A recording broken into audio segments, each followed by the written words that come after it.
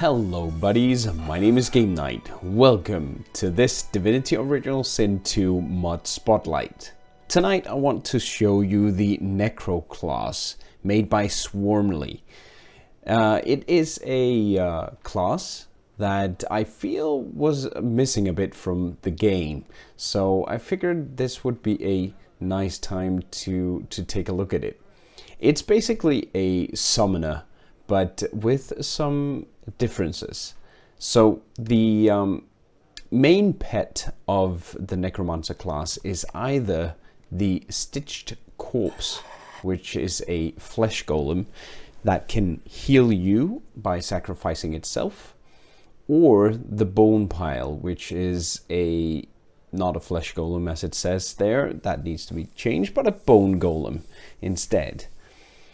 These require items to craft, so that's the really different thing about this class, that your main pet is infinite, it has no duration, but instead you need to craft it every time if you lose it. So the way you do this is to go into your recipes and combine, you can combine the Stitch Corpse. So the Stitch Corpse takes 4 of any corpse part. So that could be a torso, a hand, a leg, doesn't really matter. Any 4. And then you stitch those together and you get the consumable here. A Stitch Corpse just waiting to be raised. And let me just search for bone. The Bone Pile is 4 of any bone.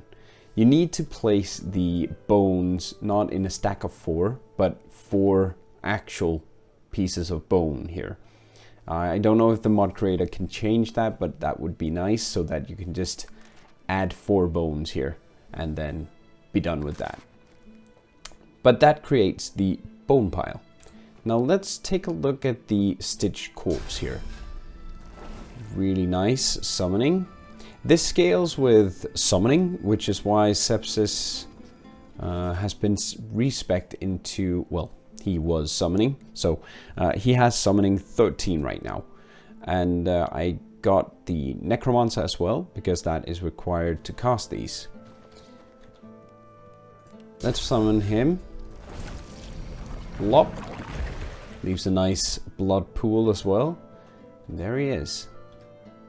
Really lovely fella. Now what can he do?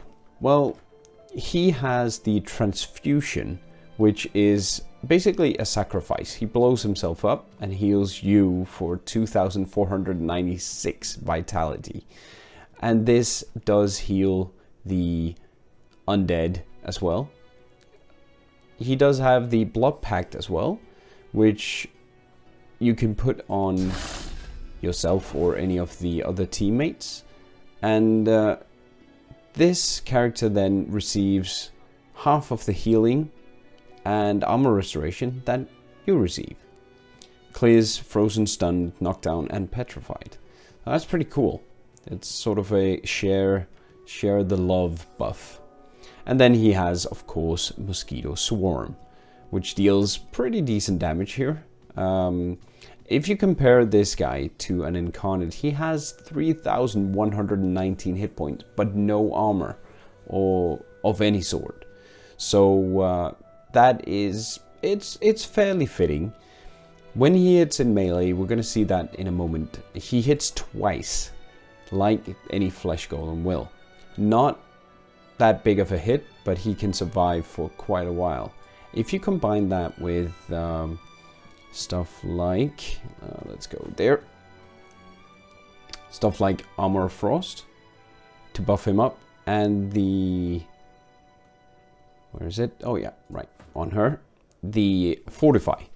You will really have a pretty decent tank here, but you will need to apply those every battle, before or during.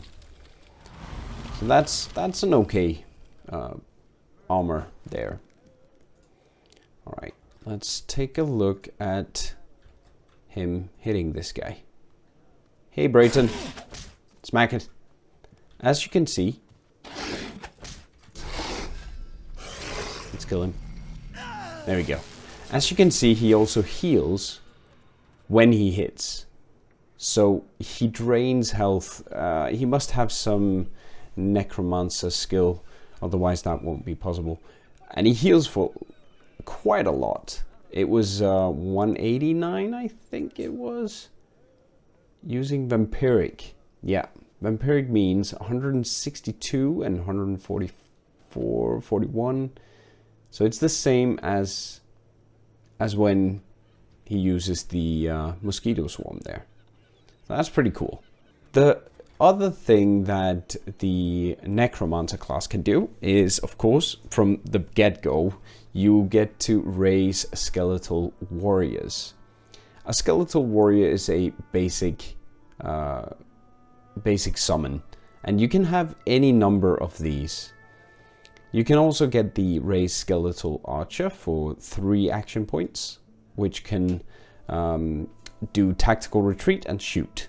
And the raised Skeletal Fire Mage for 4, which can fire off a fireball and shoot with dual wands. What I noticed here is that these guys are necromancy skills, and this is a summoning skill. You might want to change that, mod creator, because the thing is, Sepsis has elemental affinity, which works very nicely with mosquito swarm, rain of blood, stuff like that, because using it or standing in blood will then reduce the cost of any necromancer skill, but it doesn't reduce the raised skeletal warrior, but it does reduce the archer and the fire mage. So suddenly you don't need as many points to raise undead. Now, you might be wondering, what am I gonna do because I don't have a corpse lying around? Well, actually we do, Brayton. But you can summon a corpse. It has a major cooldown, like 7 turns, 6 turns, 7 turns, yes. And it costs 4 points if you're not standing in a pool of blood with the elemental affinity. So that's gonna be very costly, but you might need it at some point if you're in a fight where you don't actually have a corpse and it's going to take a while to actually generate one. Now you can let's try here. If we go and I'm just going to save here. Let's summon a Skeletal Warrior.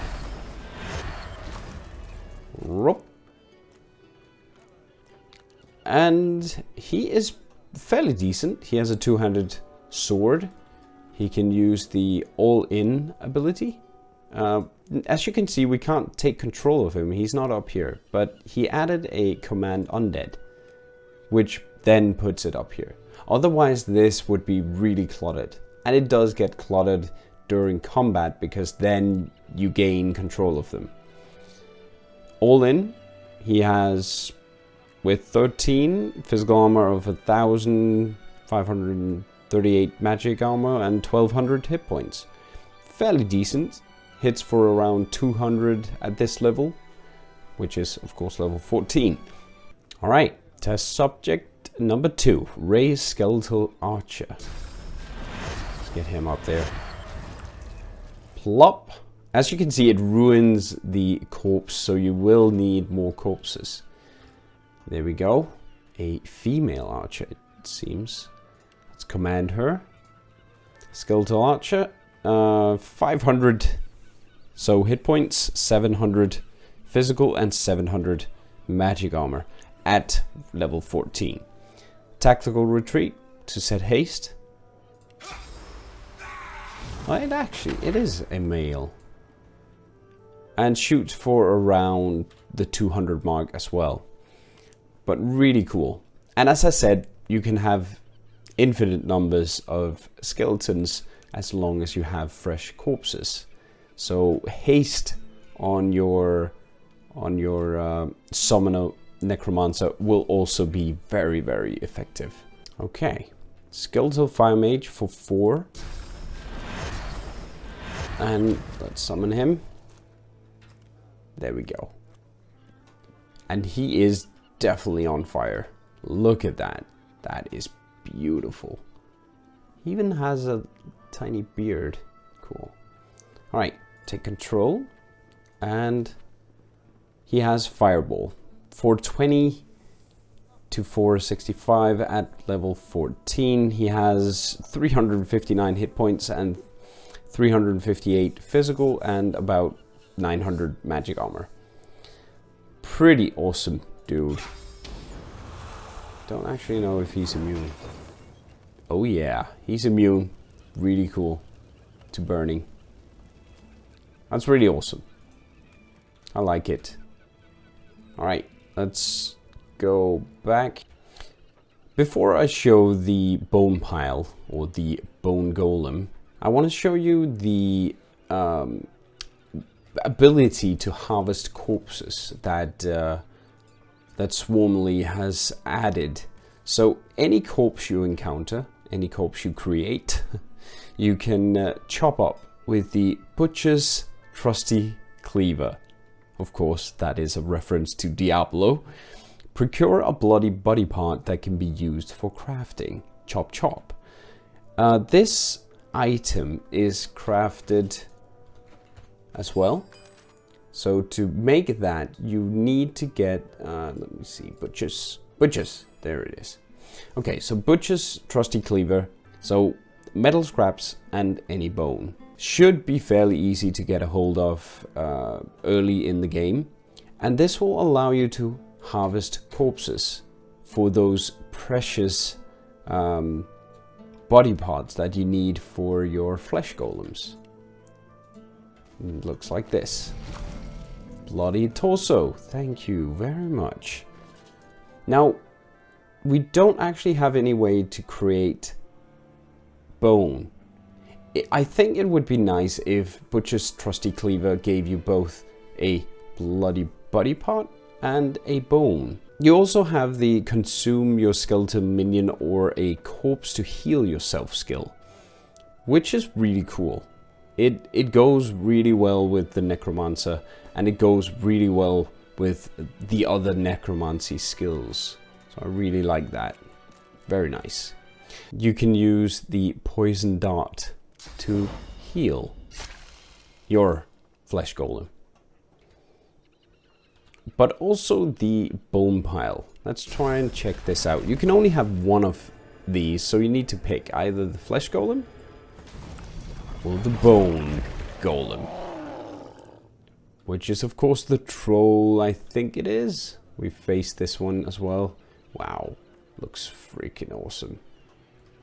Really, really cool. So he grunts a bit. Hey, you. Alright, bone golem. He has physical armor and magic armor and a bit less health. About half of what the flesh golem has.